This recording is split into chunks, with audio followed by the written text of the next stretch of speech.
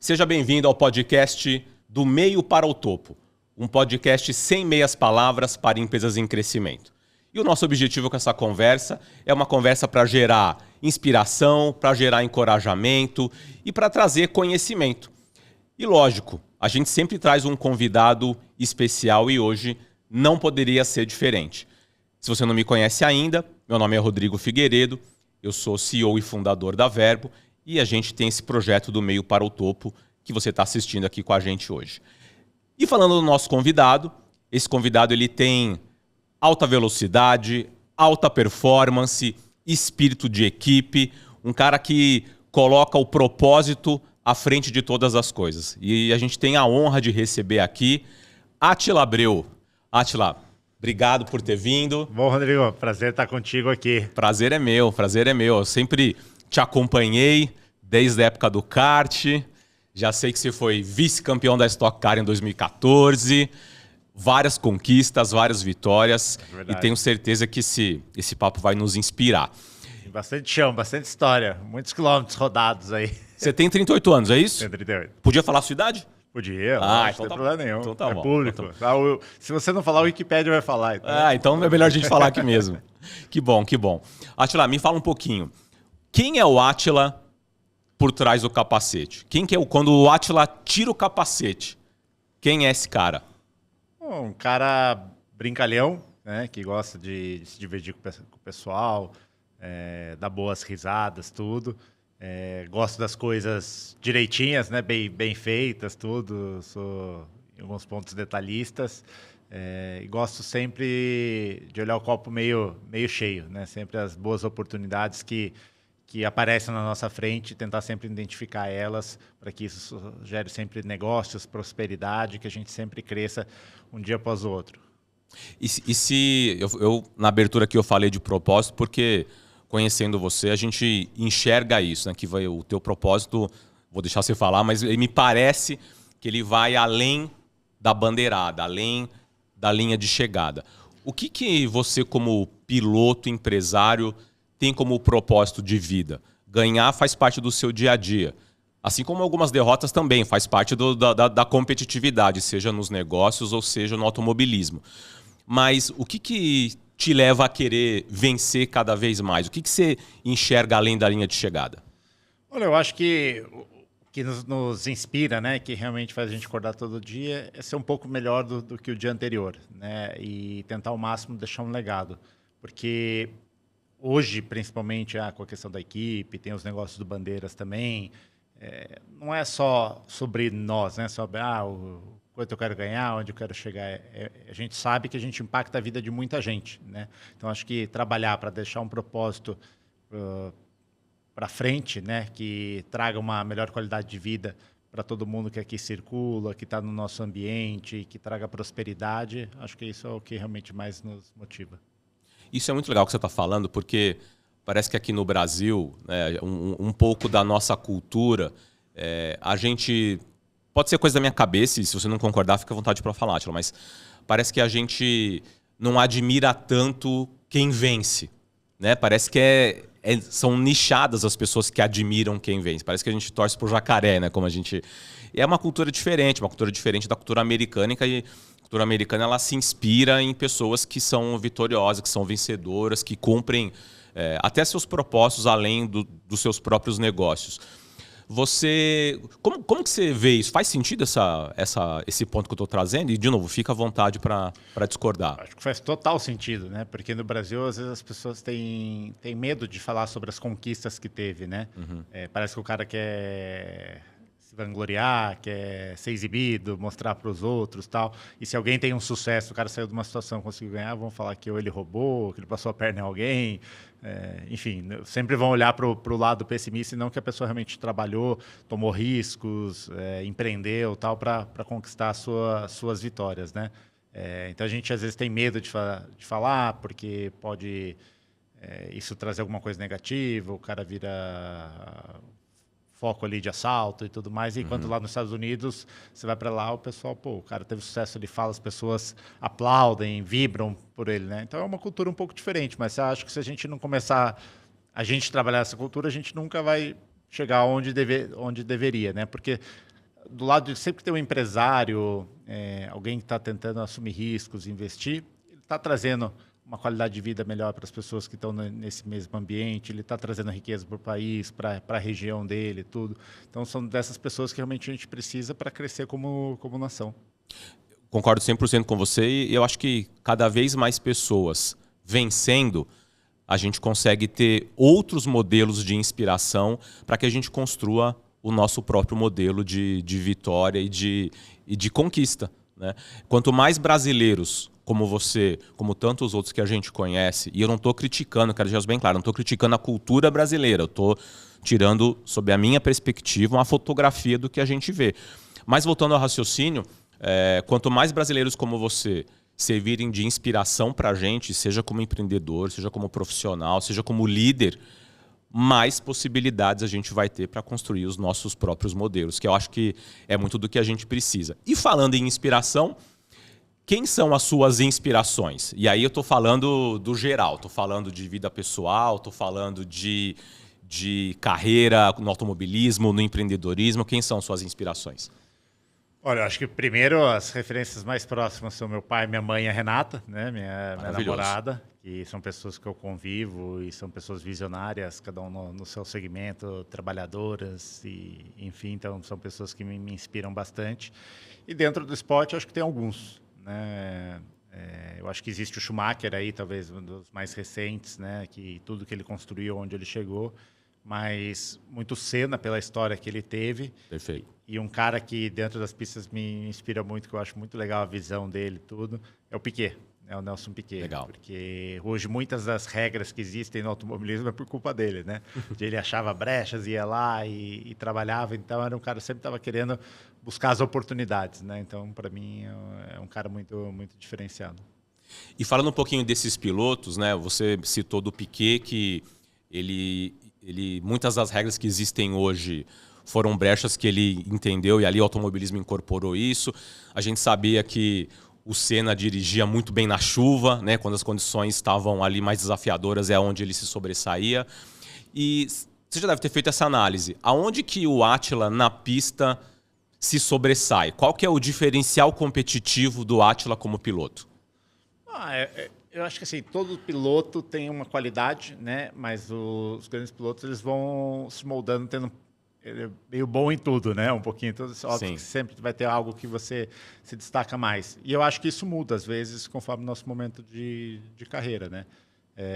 Eu entendo que talvez hoje, quando você faz uma figura, uma fotografia, como você disse, do momento, eu acho que pelo lado empreendedor das pistas que a gente está construindo com a Escuderia Bandeiras, que é uma equipe que acabou de nascer na Stock Car, né? Começou em 2025. Já se tornou a maior estrutura, já com 4 carros. A gente é a equipe que mais tem estrutura para eventos e tudo mais, fora os carros de competição.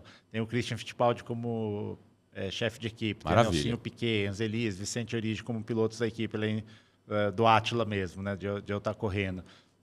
E já no primeiro ano, competindo com as melhores equipes do Brasil, os melhores pilotos do Brasil, a gente já ter vencido 2 corridas na metade da temporada.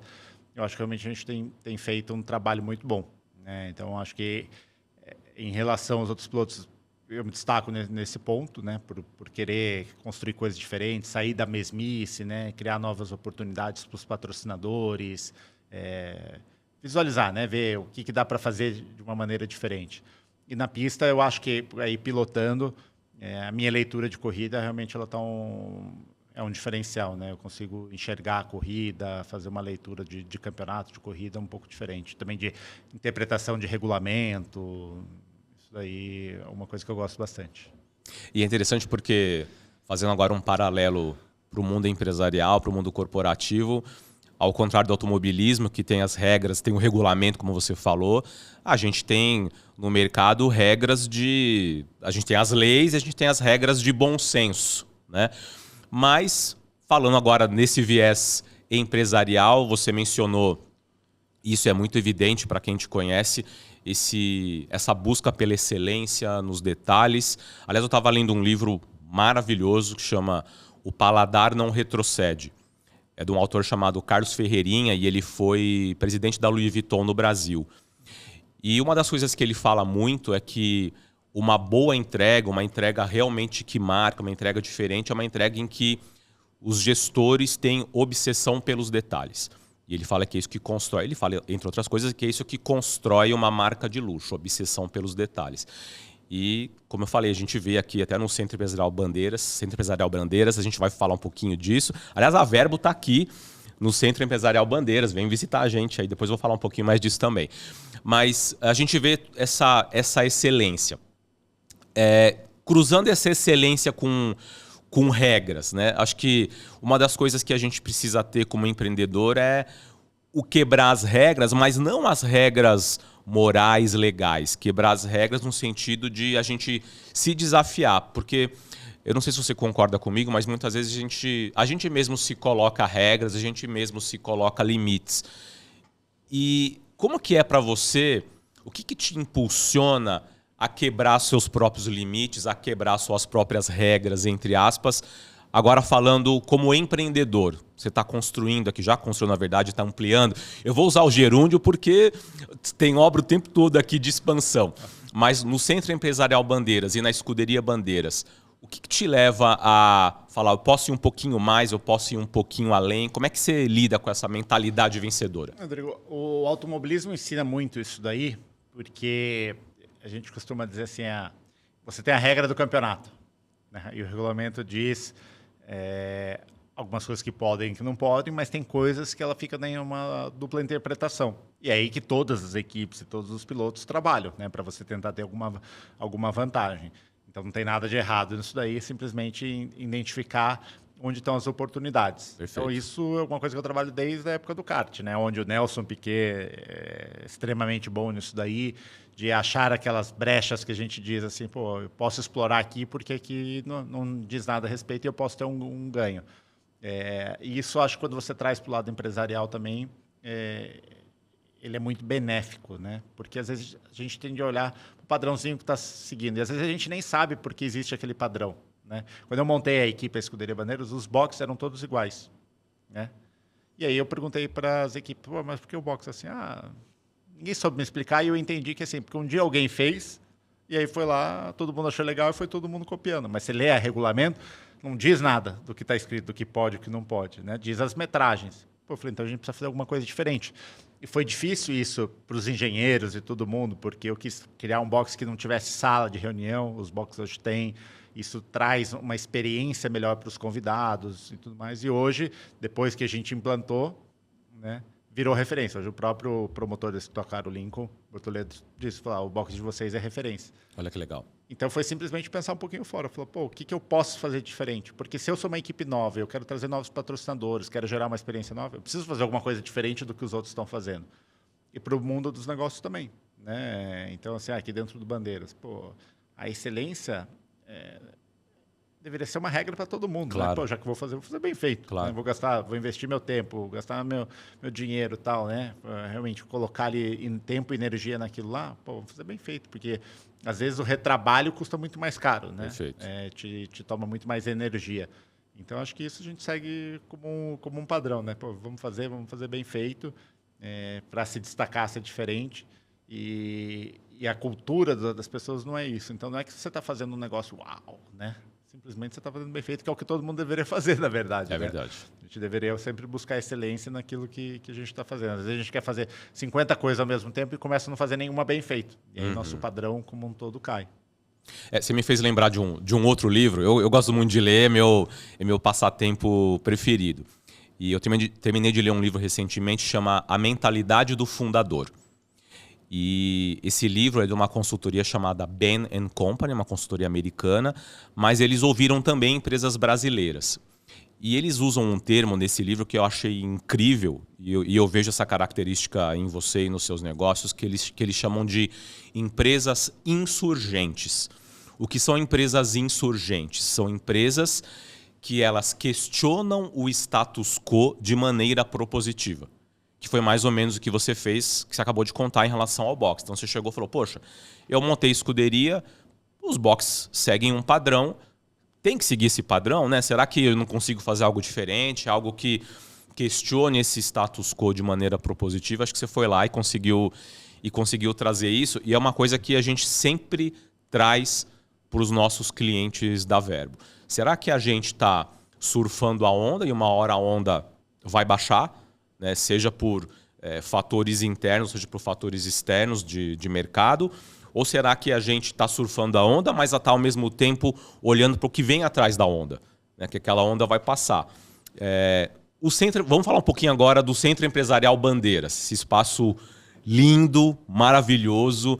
Conta o que passou na sua cabeça e na do seu pai, imagina, né? Sempre vejo o João aqui, um cara fora de série também.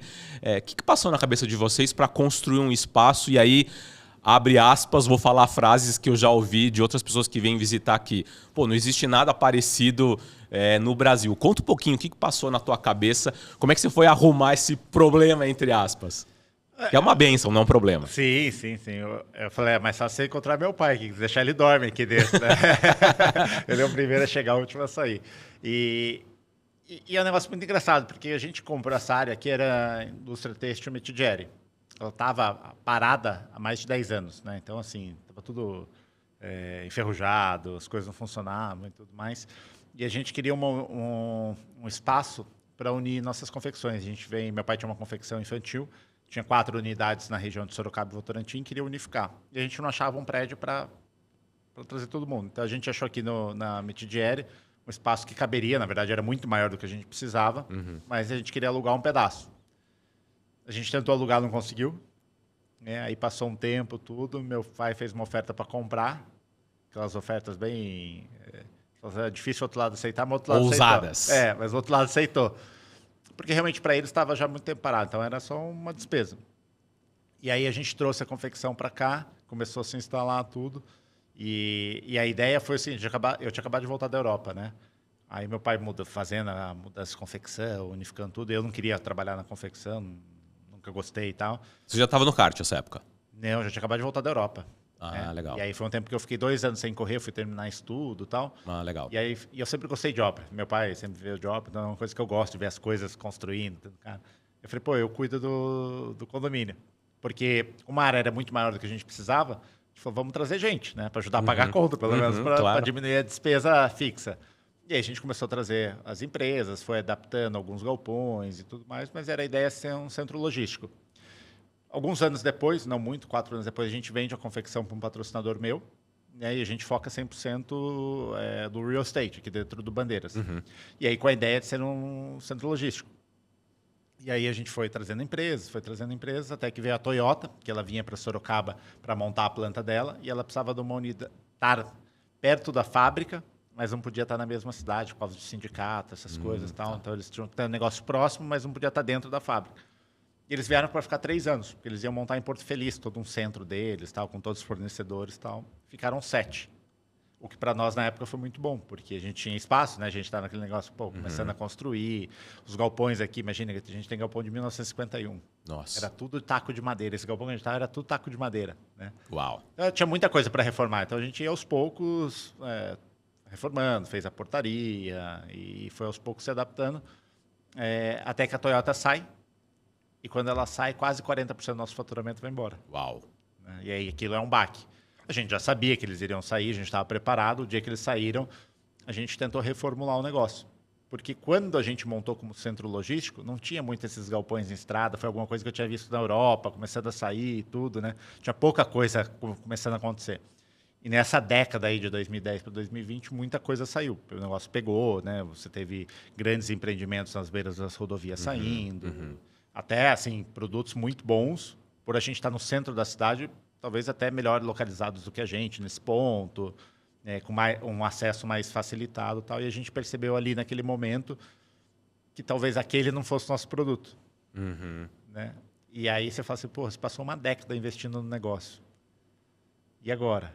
Né? Vamos mudar de rumo. Eu acho que as decisões têm que ser muito rápidas. O automobilismo também ensinou isso. Não é porque a gente fez alguma coisa que a gente tem que ficar preso àquilo. A gente tem que corrigir. O mundo é muito dinâmico, as coisas estão sempre mudando. Então, você tomou uma decisão que parecia mais acertada para determinado momento. Pode ser que depois de um tempo aquilo já não seja mais verdade, né? As coisas mudam, tem novas tecnologias, tudo. E a gente mudou mais para um lado empresarial, trazendo mais empresas, escritórios, e com isso a gente teve uma aceitação muito boa, né? Até maior do que a gente imaginava. logo lotou tudo. Então, assim, para nós realmente foi muito bom, porque deu uma diluída em todas as empresas. Hoje a gente tem cerca de 210 empresas aqui dentro, né, com a área nova que lançou, e estamos em obra, tem 1.600 pessoas aqui dentro. Com isso, quando você começa a trazer esse tanto de movimento, você começa a ter restaurante, né, mais vagas de estacionamento, lanchonete, tem Casa Balduco, tem o carrinho de açaí, né, tem heliponto. Então, você começa a ter vários serviços também aqui dentro, porque com 1.600 pessoas, você precisa quanto mais as pessoas puderem fazer tudo aqui dentro, melhor. Você, de novo, melhora a qualidade de vida. Então, acho que foi assim que nasceu o Bandeiras, né? Ele nasceu com uma ideia, com um propósito, e no meio do caminho a gente deu uma guinada e se reinventou dentro do nosso negócio, e foi uma decisão muito acertada. E quantos anos tem o Bandeiras? Até o momento que vocês fizeram essa oferta ousada que você falou? Foi 2005. 2005. Então, são 20 anos. 2005, 2009 a gente mudou a empresa, a gente vendeu a confecção, e aí de 2009 a 2019 foi o tempo que a gente estava mais voltado para o setor logístico. Né? Em 2019 que a gente muda essa chave, logo que termina a principal obra, que é esse prédio que a gente está aqui, da pandemia. Depois que as coisas começam ali se ajustar, a gente loca tudo. Então eu posso dizer assim que hoje talvez o Bandeiras, com essa cara que você conheceu, faz 5 anos. E é muito legal o que você está falando, e trazendo um pouco disso, né, da trajetória do Bandeiras para a vida das empresas. Acho que tem 2 pontos super importantes. Primeiro, não se apegar ao modelo de negócio atual. Né? Vocês começaram com um modelo de negócio e hoje vocês têm outro modelo de negócio completamente diferente. Né? E eu vejo, lamentavelmente, isso é mais comum do que a gente imagina, líderes e gestores apegados aos seus modelos de negócio, que foram sucesso durante 10, 20, 30 anos, mas como o contexto vai mudando, as circunstâncias vão mudando, eles acabam meio que se recusando a se adaptar. Não foi o que aconteceu com vocês, vocês se adaptaram rápido. Não foi, mas eu acho que além de se apegar, porque tem a questão também de você se apegar a alguma coisa que veio dando certo, então achar que o que você fez lá atrás vai dar certo o resto da vida inteira, não é verdade. Né? Você sabe, dentro do seu negócio, claro, você tem que ficar... uma boa ideia que você teve hoje, ela pode ser descartável ser muito ruim daqui a 10 anos. Né? São momentos. Mas eu acho que muito que pega para as empresas também, as pessoas deixam de fazer essas mudanças pelo investimento que ela fez. Então eu fui lá, fiz um investimento grande. Eu vi que a ideia, a pessoa tende a falar, pô, eu já investi um dinheiro tal... E aqui ela vai segurando, porque ela fala, pô, não posso perder esse dinheiro que eu investi. Né? E aí ela não muda e a hora que ela vê, ela está numa situação insustentável mais. Né? Uma situação crítica. Então, acho que a gente fez muito investimento financeiro de coisas que a gente foi lá, construiu. Em determinado, a gente vamos demolir tudo e refazer de outro jeito. Assim, beleza, eu fiz, para aquele momento funcionou. Hoje já não funciona mais. Hoje tem novas oportunidades. Né? Então, tem esse desapego também na hora de tomar as decisões, porque senão você fica muito engessado. Né? Tem uma frase que eu sempre gosto de... Eu falo ela para mim mesmo e falo para quem convive comigo, seja para o nosso time ou para os nossos clientes, que é o seguinte. Saudade a gente tem que sentir de gente e de momentos. Né? Viagens, músicas que nos levam... Né? Nossa lembrança, nossa memória vai longe. Desse lado é legal a gente sentir saudade. Né? De gente que a gente ama, que convive com a gente, ou que eventualmente já tenha falecido. No caso do meu pai, você falou de uma inspiração, né? Meu pai sempre foi uma inspiração para mim também. Mas de modelo de negócio a gente não pode sentir saudade. Senão a gente fica preso e fica refém desse passado, né? Seja por investimento, como você acabou de falar, ou seja como, não, mas eu fiz assim, e aí eu sempre foi assim, e aí eu acho que entra um pouquinho do ego do líder, do gestor, do fundador, às vezes, e a gente não vê isso em vocês. A gente vê esse olhar sempre para frente, né? Como eu brinquei, esse olhar além da linha de chegada. Para a gente de negócio, para você como homem de negócios também, a linha de chegada é o lucro no final do ano ali. Normalmente as empresas fazem tenho lá o famoso DRE, eu vou ver quanto deu de lucro, essa é a nossa linha de chegada. Mas falando em lucro, uma segunda coisa que eu acho que vale a pena comentar dessa trajetória do Centro Empresarial Bandeiras foi que, em dado momento, você trouxe que vocês perderam 40% do faturamento. Você também mencionou que vocês já estavam meio que se preparando para isso. Mas abre o coração. Dói quando a gente vê 40% do faturamento indo embora, mesmo quando você está preparado financeiramente para isso? Como é que é essa sensação de você ver talvez o principal cliente indo embora, que deve ser, e a gente sabe que é a realidade de muitos negócios, especialmente os pequenos? Primeiro que eu acho que você está 100% na mão de uma empresa só, de um cliente só, né? Ou assim, a sua dependência for estar muito ligada a um cliente, o seu negócio ele não está bem equilibrado, né? Então foi alguma coisa que a gente aprendeu, né? Nunca ter mais essa dependência de um cliente só, porque fora você perder aquela receita, né? Então você se acostuma com aquilo lá. O dia que cai não é só o que você perdeu a receita, né? Porque você deixa de ter a receita. Mas no nosso caso, a gente teve que reformar todos os galpões, né? Então, além de ter a queda da receita, eu tive uma despesa enorme, né? Para fazer um investimento, para readaptar o meu negócio. Então, sempre estar preparado para esses momentos, né? Porque a gente não sabe quando pode acontecer. Eu sabia que um dia eles iam sair, mas o cara que fala que vai ficar 3 anos, vai pegando mais espaço, já está no 6º, no 7º, você acha que nunca vai sair. Não né? é, tô conquistando. É uma empresa grande, uma tomada de decisão demora, né? Então esse cara não vai sair, mas um dia ele sai, entendeu? E se você não estiver preparado em todos os lados, seja financeiramente ou com ideias também, isso pode custar o seu negócio, né? Então tentar diluir ao máximo possível, mas estar sempre preparado para os cenários adversos, que é cíclico, a gente sempre vai ter, né? Momentos bons, momentos ruins, e se você pega a história toda financeira do nosso país, economicamente, não tem bonança que dure para sempre, né? Não tem a parte lá de baixo que dure para sempre também. Então, tem que identificar essas oportunidades de subida e descida. A tempestade vai embora. Vai. Né? E acho que a gente, por mais que a gente fique com o nosso guarda-chuvinha ali, né, às vezes segurando o faturamento ou fazendo sacrifícios, digamos assim, entregas além da conta para segurar o cliente, tem momentos que o cliente vai embora e acho que a gente, como empreendedor, tem que ter essa mentalidade vencedora, apesar desses, vou chamar de derrota, mas uma derrota temporária. Né? Tem que ter a mentalidade de um boleto. Mentalidade de um boleto. Sabe como que é? Não, conta pra gente. O boleto sempre vence. Você tem que ter essa mentalidade, porque sempre vai vencer. Tem que ter uma mentalidade vencedora. É verdade, sempre vence o boleto. É isso aí. Não tem derrota pro boleto. O boleto sempre vai vencer. É isso, é isso. E falando de novo nessa trajetória empreendedora, você começou esse ano, né? A Escuderia Bandeiras. Você começou esse ano a Escuderia Bandeiras. Que momento que você percebeu que, além de ser piloto, que você já é há muitos anos, você poderia empreender dentro do automobilismo? Como que foi esse pensamento? Na verdade, minha cabeça sempre já foi voltada com isso. Desde que eu me tornei piloto da Stock Car, eu tive em alguns momentos oportunidades de ser contratado por uma empresa grande, receber o salário para ser piloto, algo que é o que todo mundo quer. E eu disse não. Em duas oportunidades eu disse não para uma proposta dessa, porque eu sempre imaginei que, se eu tiver diluído, tiver os meus parceiros, vai me dar muito mais trabalho na hora de renovar, correr atrás, tudo. Mas também vai me ensinar bastante coisa, porque eu vou estar em contato com mais pessoas, você vai tendo novos aprendizados. E aí foi até legal que uma dessas empresas, eles me fizeram uma proposta, eu tinha que abrir mão de todos os meus patrocínios para ir lá e ter um salário. Eu falei não. Passou 4 anos, eu fui correr com eles, podendo levar todos os meus patrocínios. Olha que legal. Entendeu? 4 anos depois, tudo. Então, um outro formato. Até porque eu vendia para eles, assim, a ideia, quando eu falei com eles, eu falei, você pagar o meu salário e ter tudo o carro, só vai custar mais para você. Deixa eu diluir, deixa eu trazer outros parceiros, né? Todos os eventos que a gente for fazer, a gente está replicando a marca sem ter um custo extra para você, né? Porque quando um parceiro meu fizer um evento, você vai aparecer. Quando você fizer, ele aparece também, e vice-versa, né? E se mostrou um modelo muito, muito eficiente.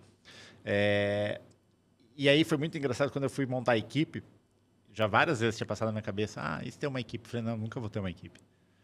Você chegou a pensar isso? Várias vezes. Nunca vou ter uma equipe. Nunca vou ter uma equipe. Principalmente eu sendo piloto, né? E mesmo quando eu parar de correr, não ia ter equipe. Já tinha passado várias vezes na minha cabeça isso. E aí, como é engraçado, eu acho que essa foi a decisão mais acertada que eu tive de montar a equipe. Né? E o que mudou minha cabeça? Acho que são momentos, né, que a gente enxerga. Primeiro que eu vi uma oportunidade. Né? O calendário, o regulamento da Stock Car mudava de regra, ia ser um carro novo depois de 12 anos, então tinha uma mudança grande e tudo. E eu não estava satisfeito na equipe que eu estava. Eu queria fazer alguma mudança, porém, todas as equipes que eu procurei, aquelas que eu tinha mais afinidade, teve alguma coisa na conversa ali que não encaixava, sabe? Em termos do que eles estavam querendo cobrar de custo. Eu entendo o raciocínio deles, mas eu não concordo. Né? As equipes não se prepararam para a mudança de um carro novo, então o orçamento subia muito de uma temporada para outra, sem uma justificativa plausível, tudo. E aí, inconformado com aquilo... Ou a insurgência aí, questionar o status quo de maneira propositiva. E eu falei, pô, mas precisa ter um jeito de fazer diferente, não é possível, não posso só aceitar assim, né? Tem que ter uma outra... E aí eu pensei, e se eu montar uma equipe? Coisas que eu já tinha lá, em vários anos, assim, lá atrás, eu falei, nunca vou fazer. Até porque ser piloto e ser dono de equipe pode ter um conflito muito grande. Pode não, tem um conflito muito grande de interesses, né? Mas o regulamento permite. Permite. Já tiveram pilotos no passado que fizeram, não tiveram sucesso na sua grande maioria, né, enquanto foram pilotos e donos de equipe. Porque assim, eu sou... O que é o conflito de interesse? Eu sou o piloto da equipe. O piloto ele é egoísta. Ele quer tudo para ele. Melhor motor, melhor chassi, melhor mecânico, equipe. Tudo, né? E faz parte do nosso meio, né? Você tem que ser egoísta para... Você está brigando contra os melhores, você está brigando por um décimo. Então, se você não brigar para ter as melhores coisas, fica difícil. Pô, eu sou dono da equipe e sou um dos pilotos, né? Qualquer outro piloto que venha vai falar assim, pô, o cara tudo que tiver que fazer, ele vai fazer pro carro dele. Sempre você o segundo. Então, cara, vou lá, pago a conta pro outro. Esse é o principal. Então, esse foi o meu primeiro ponto. Eu falei, pô, se eu montar uma equipe com esse propósito, ela vai nascer e vai morrer. Então, se eu quiser montar uma equipe, isso não pode existir. Porque é coisas que eu critiquei todas as vezes que eu vi algum piloto fazer isso lá no passado. Né? E acabou não dando certo. Eu falei, então, dá para fazer? Dá. Então, tá bom, agora eu vou falar com as pessoas mais próximas, tudo, ver o que eles acham. E todo mundo gostou da ideia. Eu vi que tinha mais pontos prós do que contras. Né? Então, pô, se tem mais lado positivo, já me parece uma boa ideia.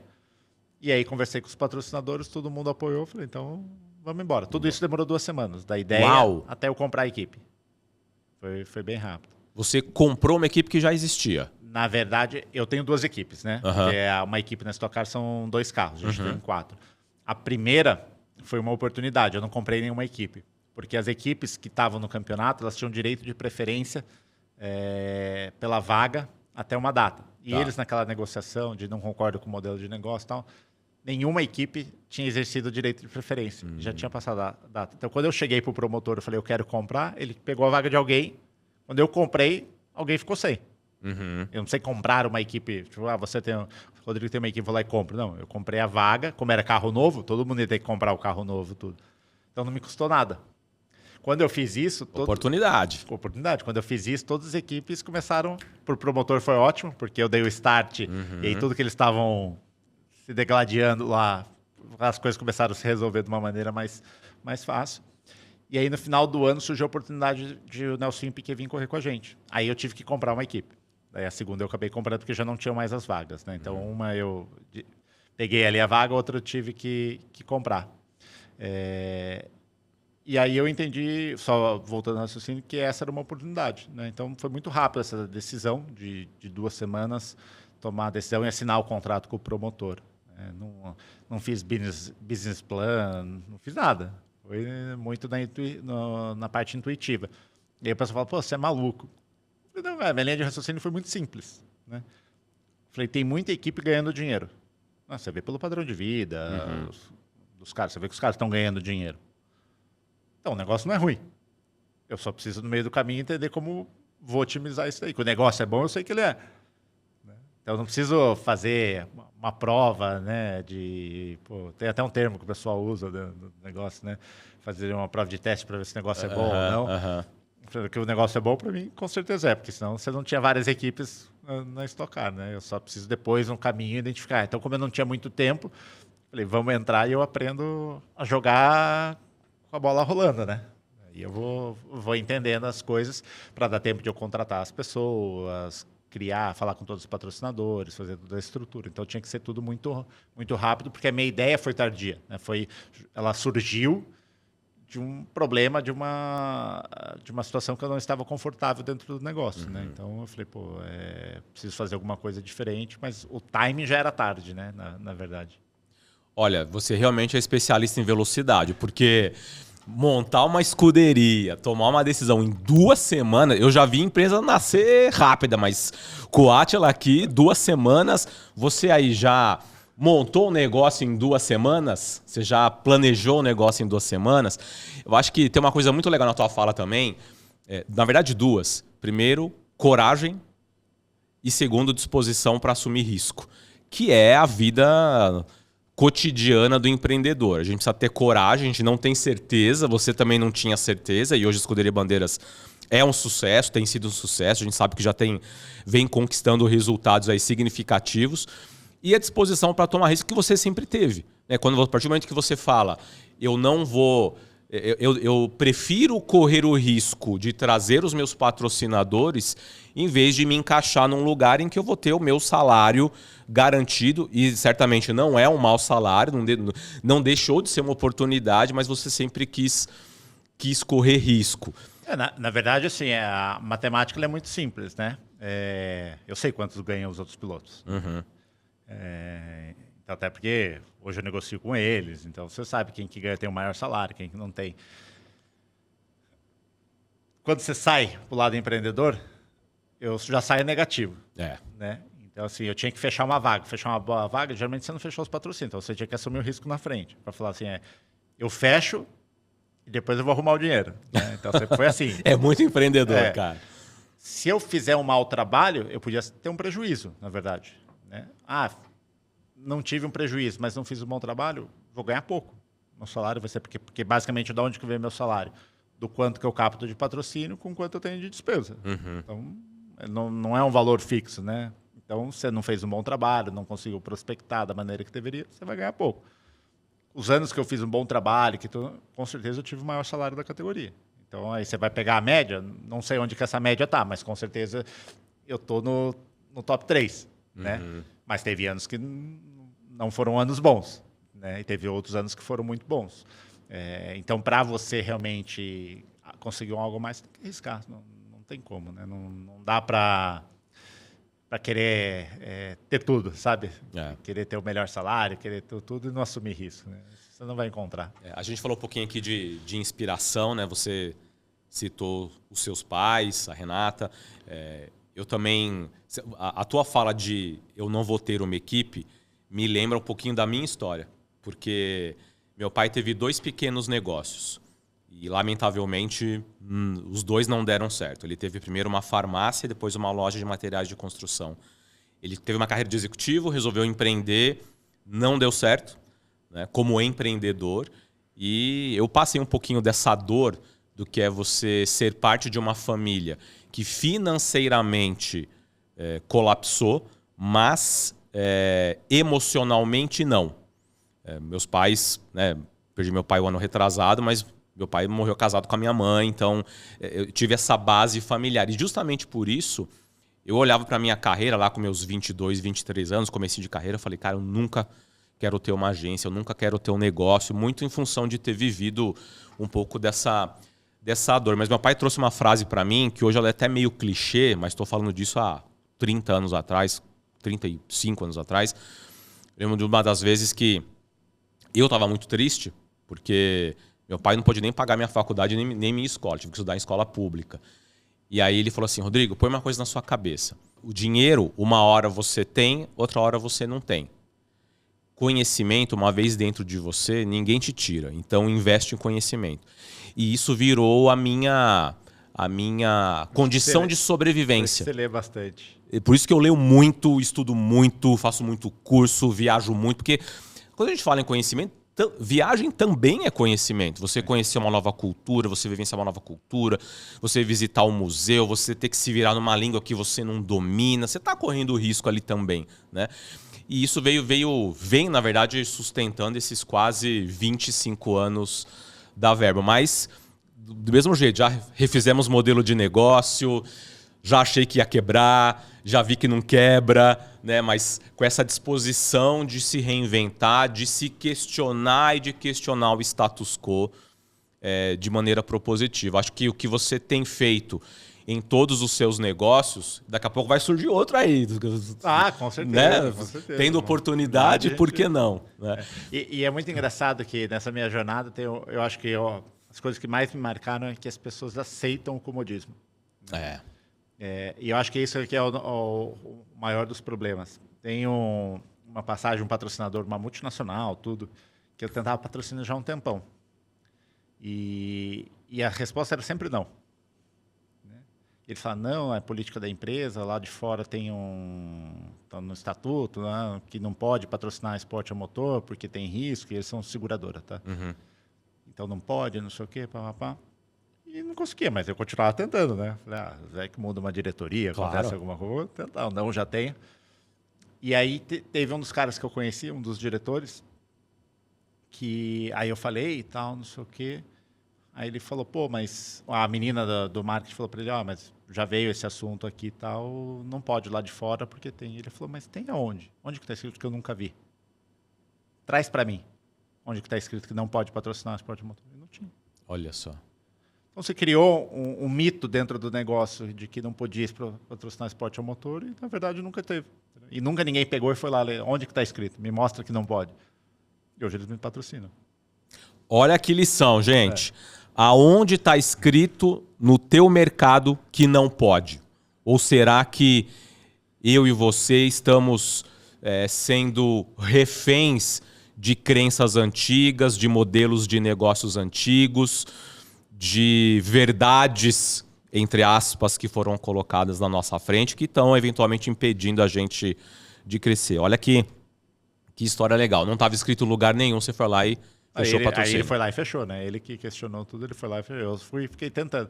Mas aquilo me chamou muita atenção, né? Porque foram anos e anos tentando, não consegui. Aí chegou uma pessoa com uma mentalidade diferente.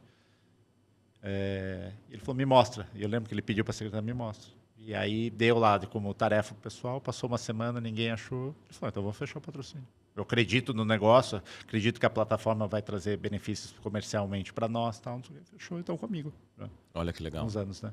Então, realmente, é isso aí, é se questionar, né? E não aceitar o que os outros falam. A gente ter provas para tomar as decisões, porque às vezes a gente fica pegado a alguma coisa que não existe. É verdade. Alguém disse que outro disse. Vira uma crença e aí isso te impede de avançar e subir outros níveis, né? Alcançar outras coisas. Isso tem tudo a ver com mentalidade. De novo, eu vou citar um outro livro do treinador do Michael Phelps, chama Bob Bowman. E ele escreveu um livro chamado As Regras de Ouro. E uma das frases que mais me marcou, e talvez para você seja óbvio, para mim não era, e acho que vale a pena citar, ele fala o seguinte, que para a gente, que é o público, quando a gente vê um esportista no pódio, a gente entende que aquele é o momento da vitória. Mas para ele, como treinador, o momento da vitória começa longe do holofote, começa longe do público. E ele fala muito de método. Você tem, Átila, algum método, algum tipo de concentração? Como que você constrói a vitória até você chegar no pódio? Eu acho que a melhor maneira é você se imaginar onde você quer chegar. Você está sempre fazendo esse exercício de se imaginar lá. Né? Como as coisas vão acontecer, a gente não consegue determinar. Né? Eu falo assim, eu brinco até na minha palestra, que o momento da largada, para mim, é o momento mais tenso que tem. Porque você está ali parado antes do grid, você tem mais outros 30 carros do seu lado e tal. E você fica tentando imaginar, pô, quero fazer uma largada perfeita. Vou por aqui, estou largando aqui, quinto, vou aqui, vou passar uma posição. Você sempre cria. Até hoje, em quase 30 anos de automobilismo, eu nunca acertei uma largada. Sempre alguém faz alguma coisa diferente e tal, e você tem que, na hora, fazer o improviso, o reflexo, aquilo que você está acostumado a fazer, né? Então, o que eu quero dizer com isso? Você não sabe como as coisas vão acontecer. Né? Se o cara vai para a direita, se o cara vai para a esquerda, se vai aumentar imposto, carga tributária, se não vai, se o concorrente vai fazer alguma coisa. Mas você consegue se preparar para aquilo. Então, assim, imagine onde você quer chegar. O que for acontecer no meio do caminho vai demandar o quanto você está preparado para aproveitar as oportunidades, quanto você vai ser eficiente e tudo faz parte da jornada. Mas querer falar assim, vai ser assim que as coisas vão acontecer é muito difícil, né? Você não sabe se naquele dia vai estar sol, vai estar chovendo, qualquer clima, se vai estar ventando, se não vai ter, né? Então, não dá para você prever tudo isso daí, dá para você prever que você quer ganhar o título, né? Que você quer chegar em determinado lugar, quer ganhar a corrida, que o seu negócio tenha sucesso. E deixa as coisas irem acontecendo, né? Átila, e hoje você é um piloto de super experiente, 38 anos. O que você diria para o Átila de 20 anos atrás, para o Átila com 18 anos de idade? O que você diria para ele? Acredite em você. Legal. Acredite mais em você ou acredite em você? Acredite em você, no seu potencial. A gente não tem noção do quanto a gente é poderoso, né? O ser humano, um ser humano determinado, o que ele consegue fazer, né? Então, porque é normal a gente ficar se questionando em alguns momentos, né? Claro. Faz parte. Você sempre vai falar assim. Até você perguntou assim, você tem algum ritual? Eu já vi assim, pilotos de ir pro grid, o cara tá vomitando no banheiro. Nossa. Você sabe, você vai dar uma passadinha no banheiro que o cara fica nervoso, etc tal, né? Cada um responde de uma maneira. E às vezes você fica ali, pô, grid, o que vai acontecer? Tal. Você pensa, quero ganhar. Daí a sua mente, daqui a pouco, mas e se acontecer tal coisa? Isso acontecer... A hora que você vê, o pensamento negativo tá querendo te levar. É normal, né? É difícil você ficar 100% só no positivo.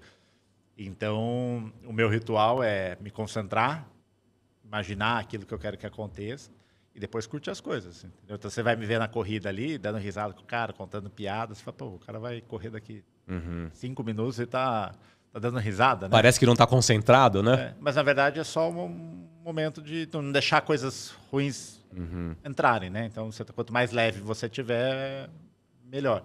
Porque o trabalho já foi feito lá atrás, como você disse no livro, né?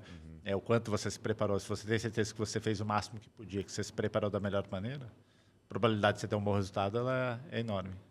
E, de novo, você me fez lembrar aquele famoso livro do Amir Klink, 100 Dias Entre Céu e Mar. E logo que você abre o livro, logo na introdução, ele fala assim, hoje eu venci o meu maior medo, o medo de partir. Que eu acho que é muito disso que você falou, né? O maior medo é na hora que eu tô ali na largada, eu vou partir, eu vou avançar. E também tô me lembrando aqui de um jornalista da CNN que eu tive a oportunidade de conversar com ele. E ele já tem um histórico, até antes da CNN, ele cobre guerras. Essa é a especialidade dele. E aí perguntaram para ele assim, era uma palestra, depois eu fui conversar rapidinho com ele, perguntaram para ele assim, você não tem medo? O que passa na sua cabeça? Né? Que tipo de vocação é essa para cobrir uma guerra? Né? Você não tem medo? Essa foi a pergunta para ele. Ele respondeu assim, o meu maior medo não é lá na guerra, é quando eu estou no avião a caminho da guerra. Porque eu acho que é onde passa aquela coisa, e se não der certo? E se eu morrer? E se eu nunca mais ver minha família? E se eu voltar com um trauma? Acho que passa tudo isso na cabeça de um jornalista que cobre guerra, passa, lógico, dentro do contexto do automobilismo, na cabeça do piloto, e passa isso também para a gente como empreendedor, né? E uma coisa que eu tenho aprendido nessa trajetória é que e é meio clichê, eu sei disso, mas é um clichê verdadeiro que o medo de vencer tira a vontade de ganhar. Né? E acho que é muito disso. E voltando a Meu pai tem uma... se você até entrar no Instagram dele, acho que está aí, né, inclusive, ele fala mais vontade de vencer do que medo de perder. Olha que legal. É isso, cara. A frase dele. É isso. E também, lembra um pouquinho da minha trajetória, que a gente começou a Verbo há 25 anos, literalmente no fundo da casa da minha sogra. E o nosso primeiro cliente foi o cara que foi entregar gás na casa da minha mãe. Tava na hora do almoço ali, eu tava planejando a Verbo junto com a Eliane, com a minha esposa e sócia, e acabou o gás, a mãe ligou no Disque Gás, chegou o seu Eliseu lá da Eligás, um abraço pro seu Eliseu, ele existe ainda, a empresa ainda existe, isso tem 25 anos, e minha mãe foi lá pegar, eu fui lá pegar o gás para minha mãe nesse meio tempo falou assim, você tem um imã de geladeira? Falou para ele. Ele falou, puxa, não tenho. Ele falou, pera aí que meu filho faz. Foi lá, me puxou e eu fiz lá o imã de geladeira. Seu primeiro trabalho. O seu Eliseu da Eligás, primeiro cliente da Verbo. Mas por que eu estou comentando isso agora? Porque como a gente começou muito pequenininho, recurso escasso, eu confesso, e eu não digo isso com alegria, eu digo isso de uma maneira que me faz refletir muito. Eu tinha 22 para 23 anos. de que o máximo que a gente iria conseguir era ser uma boa agência de Sorocaba. Para mim estava bom ser uma boa agência de Sorocaba. Da mesma maneira que você... Bom, eu sei mais ou menos quanto ganha um dono de uma agência aqui. Acho que vai ser bom. E aí eu me peguei sendo desafiado pelas circunstâncias e acabei mudando a mentalidade de falar, não, peraí, eu acho que a gente pode muito mais. Né? E se eu pudesse dizer para o Rodrigo de 20 anos atrás, de 25 anos atrás, eu diria algo muito parecido com o que você falou. Cara, acredito em você. Às vezes a gente mesmo se impõe as regras. Hoje, né, a gente tem um escritório em São Paulo, um escritório aqui no Centro Empresarial Bandeiras, vocês estão convidados a conhecer. Né? Aliás, na área de expansão a gente está de frente para o lago, com ele ponto na frente, o negócio ficou bom, o negócio ficou chique. Mas eu tive que aprender isso na marra, de que, cara, dá pra gente ser mais, dá pra gente ali, a gente não precisa, e nada contra quem se contenta com o médio. Tá legal, beleza, se você é feliz assim, não sei o que vou questionar, mas eu tô me pegando, olhando assim, cara, e aquelas pessoas que de fato estão vivendo aquém do que poderiam viver, mas elas não querem viver aquém do que elas querem viver. Acho que vai muito dessa questão da mentalidade, da disposição de correr risco, de ter a coragem e de não ter certeza. Né? De novo, buscando aqui um pouco de literatura, o Jeff Bezos ele fala que, e a gente sabe que muitas coisas mudam nos negócios, né? Mas ele fala que ele treina o time de gestão dele. Talvez ele já esteja no conselho agora, nem esteja mais na gestão do negócio, da Amazon, né? Mas ele fala assim, quais são as 5 coisas que a gente sabe que não vão mudar? A gente sempre se preocupa com o que vai mudar e é pertinente. Mas quais são as 5 coisas do nosso negócio que a gente sabe que elas não irão mudar? Vamos nos concentrar nessas coisas, olhando também para as coisas que irão mudar, né? Na tua visão, o que não vai mudar na cabeça de um piloto vencedor?